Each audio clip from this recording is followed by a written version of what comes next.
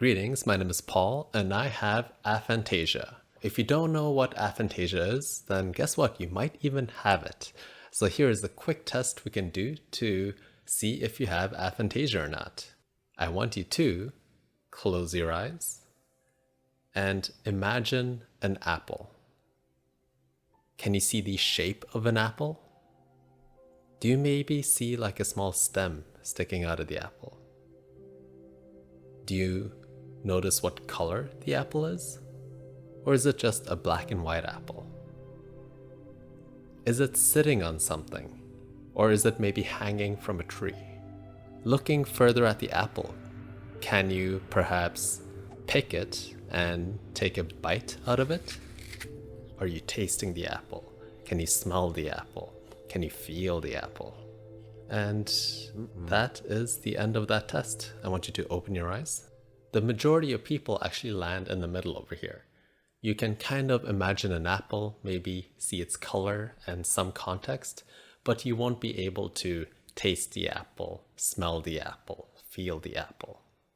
And that is aphantasia in the middle over here. Now, if you are hyperphantasia, you're sensing it, you're tasting it, you're smelling it, and you're feeling the apple, then you land in that bucket over there. And where I'm at is aphantasia, which is over here. I actually can't even see a thing at all. I don't even see an outline of the apple, just darkness when I close my eyes. Before we get too deep into this video, I just want to say, disclaimer, I'm not a doctor. I'm not diagnosing you with anything. I'm just sharing my experience of aphantasia with you. Now, time traveling back and looking at little Paul, there was one thing that I always really hated to do, and that is reading. Reading was something that I just did not enjoy at all. And as a child, you're kind of forced to read. It's the main way that you go through the school curriculum system and soak in knowledge. So why was reading such a annoying thing for me that I really disliked?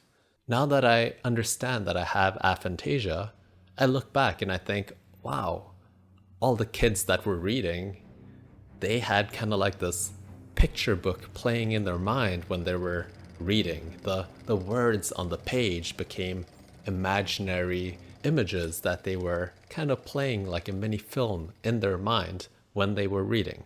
So reading became a enjoyable way to kind of escape from reality to then soak up the story of the book.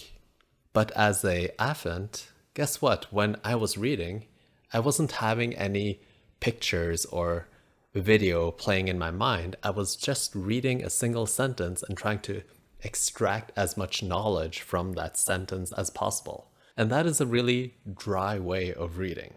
But that is the only way that I knew how to read. So reading just wasn't fun for me as a kid. So right now, I'm actually kind of neutral on reading.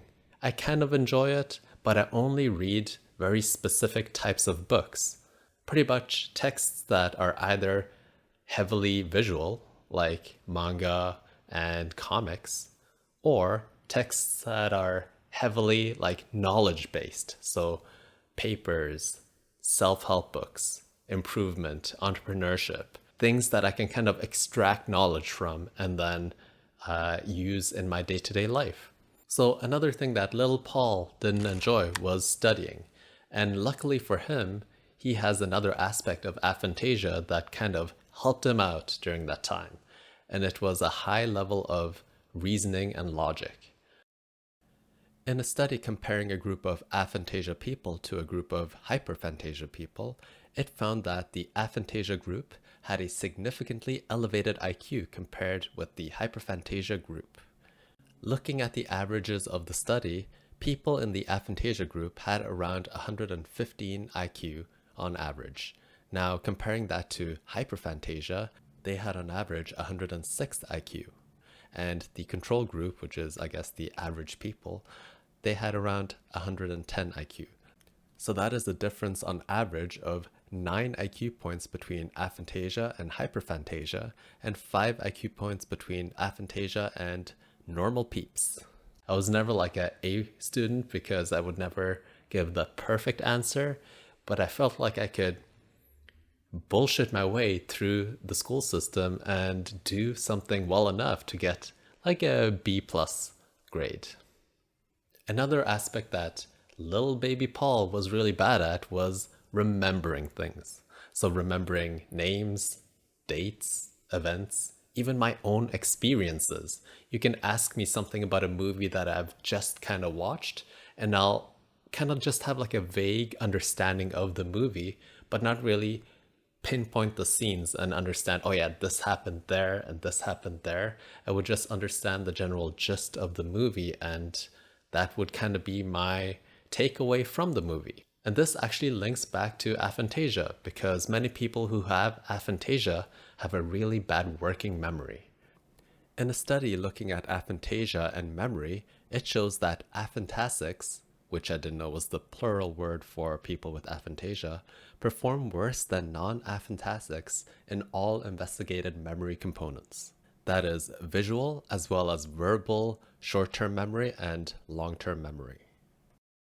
And this is something that I thought that kind of was normal for most people, but throughout my life, I've met people that are really good at memorizing and remembering names, dates, events, and so on.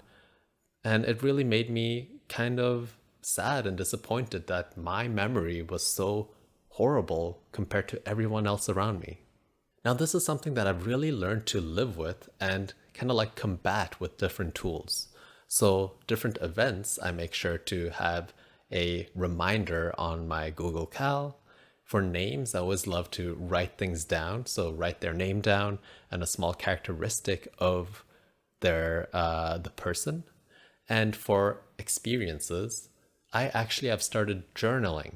And journaling is a massive thing that I highly recommend for anyone who has aphantasia, because it allows you to really solidify what you have experienced in a day into text or video or photography, so that you can look back at it and use it as a mini portal back to that experience. So I don't really have a sponsorship for this video over here, so I thought, why not just sponsor myself? I actually have another channel on YouTube called Brewing Habits, where I talk about the delicious liquid called coffee. I break down things like the basics of coffee extraction, how to brew with different brewing devices, what filter you should be using, paper, fabric, or metal, and so on. So if you like coffee and you want to learn more about coffee, head on over to Brewing Habits on YouTube and find me there too. Now back to more content that is as dark as the coffee that I normally drink in the morning, aphantasia. Another aspect that little baby Paul and the current Paul has is that he is not that scared of scary movies. And I didn't think too much about this in the beginning, but as I was doing some research about aphantasia, I came across the study looking at aphantasia and fear, and it mentions that aphantasic individuals show significantly less of a physiological fear reaction, SCL, when reading scary stories. And I don't really read scary stories, but comparing it to my scary movie watching, I see the same parallel there, which is that I don't really get scared. I kind of just laugh at the fearful scenarios that they toss at me. If you were to ask me to draw someone purely from memory, I can't really do that. So if you ask me to draw, for example, my mom, someone who I've seen thousands of times before, all I have to go by is the descriptors that I have. It's a lot of estimations and guesswork when I am drawing from memory, because I'm not really drawing from memory. I'm drawing from all of these verbal descriptors that I have in my mind. And that is probably the most disturbing thing for me about aphantasia, that even though I've seen something thousands of times, I can't really visualize it, and the only way that I can draw it is to describe it to myself. Some other things about aphantasia that are kind of interesting to know is that I still have dreams, I still get impacted by psychedelics, and things that kind of augment my mind, but I just can't do the visual recalling of a image that I'm intentionally trying to bring forward. I really hope that this video has made you think more about how your mind works, regardless of if you have aphantasia or not. It's something that I'm super thankful of, because I understand now why I am doing all of these things in my life. Even though I am doing things very differently compared to other people, it is actually the way that I'm doing things differently that then allows me to thrive and excel, because I know how my mind works. And it is something that I wish I had learned about myself years ago.